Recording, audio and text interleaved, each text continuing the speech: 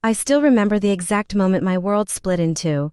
I was 32 years old when I got a call from a hospital telling me my 8-year-old daughter had been found hiding inside a storm drain during a violent thunderstorm. She had been out there for 3 hours barefoot and soaked to the bone, because my own father had thrown her out of his house.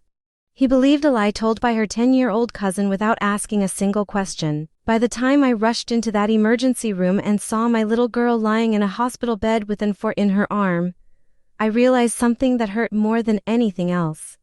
The people I trusted most had never truly protected her. I had joined the army at 18 because it was the only future my father could not control. My father, Richard Bennett, had a very specific idea of what a daughter should be. Stay close to home, settle down early, obey without question, and never challenge family authority. My older sister Megan followed that path perfectly. I did not. I built a military career, became an officer, and eventually gave birth to my daughter, Ava, after her father disappeared before she was born. For years, Ava and I made our own little family work. Then I received orders for an overseas deployment. As a single mother, I had to complete a family care plan and choose someone to care for my daughter while I was gone. My parents immediately volunteered. They promised they would treat her like their own. I believed them. At first, everything seemed fine. I called every week from overseas, but something slowly changed.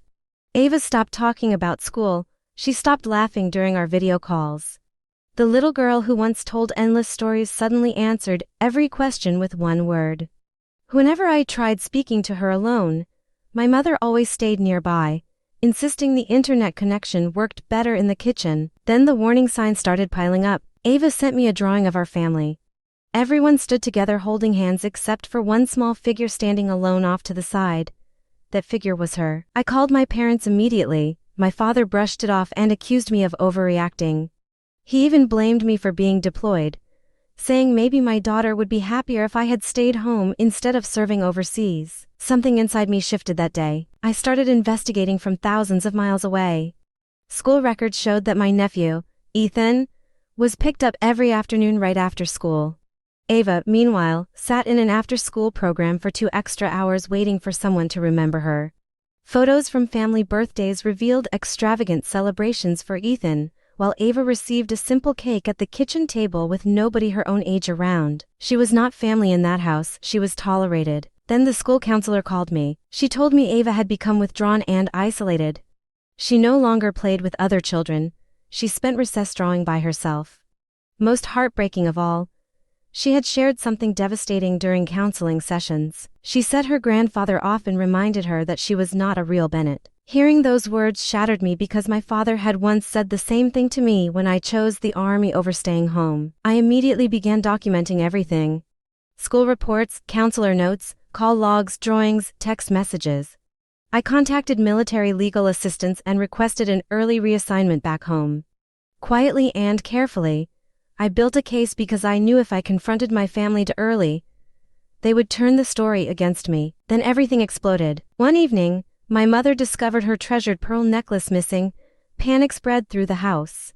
Before anyone searched properly, Ethan claimed he had seen Ava hiding something inside her backpack. Nobody questioned him. Nobody asked Ava for her side. My father searched her bag and found the necklace inside. What none of them knew was that Ethan had planted it there himself. Terrified and confused, Ava insisted she had done nothing wrong. She begged them to believe her, but my father had already made up his mind. Outside, a violent thunderstorm was tearing through the neighborhood. Inside, my father pointed toward the front door. "Get out." My daughter stood there in star-patterned pajamas without shoes, without a jacket, clutching her backpack while every adult she trusted watched in silence. Then my father slammed the door behind her. Ava wandered through the storm alone until she found shelter inside a drainage tunnel for blocks away. She curled into herself and waited while rainwater rushed around her. A neighbor saw her leaving the house and called emergency services. Police eventually found her shaking uncontrollably inside that storm drain. At the hospital, a nurse searched Ava's belongings and discovered the military dependent identification card I had placed inside her backpack before deploying. My emergency contact number was printed on the back. That tiny piece of plastic brought my daughter home. I raced to the hospital and found Ava lying beneath thin blankets, exhausted and frightened. When I took her hand, she looked at me and whispered the words I will never forget. "Mommy, am I in trouble?" I told her no. "You are never in trouble for telling the truth." Then she admitted she had seen Ethan place the necklace into her backpack after school. She simply never told anyone because she knew nobody would believe her. Within hours, Child Protective Services launched an investigation. The truth unraveled quickly. The neighbor confirmed she witnessed my father forcing Ava outside during the storm. School counselors provided months of documentation showing emotional neglect. Under professional questioning, Ethan finally confessed.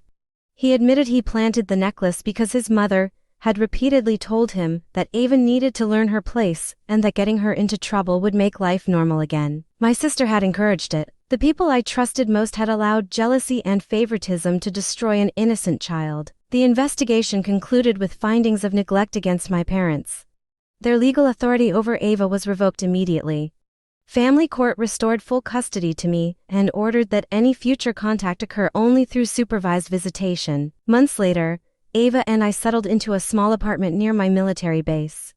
She picked lavender curtains for her bedroom and spent evenings drawing at her desk again. Slowly, the laughter returned. My parents attended supervised visits every other week. My father never raised his voice anymore.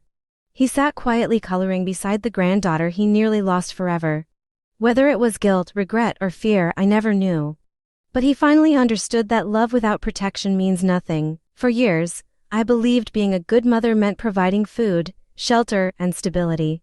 I thought surrounding my daughter with family automatically made her safe. I was wrong. Protecting your child means paying attention when something feels off.